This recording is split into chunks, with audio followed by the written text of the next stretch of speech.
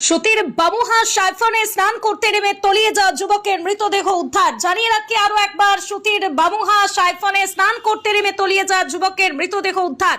এলাকায় শোকের ছায়া নেমে এসেছে। সুতির বাবুহা সাইফনে স্নান করতে গিয়ে জলে তলিয়ে নিখোঁজ হওয়া নতুন ঔরঙ্গাবাদের যুবক মোহাম্মদ বাকুল আলী, বয়স 20।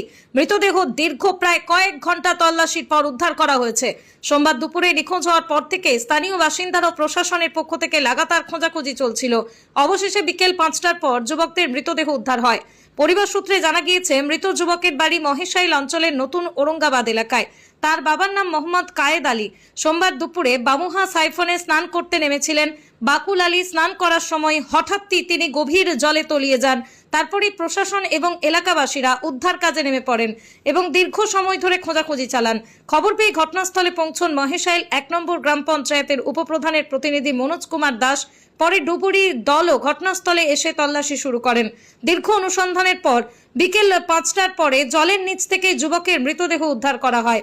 মৃতদেহ উদ্ধারের খবর ছড়িয়ে পড়তেই ঘটনাস্থলে শত শত মানুষ ভিড় জমায়। কান্নায় ভেঙে পড়েন পরিবারের সদস্যরা। মর্মান্তিক এই ঘটনায় সুতির নতুন ঔরঙ্গাবাদ সহ সমগ্র মহেশাইল এলাকায় শোকের ছায়া নেমে এসেছে।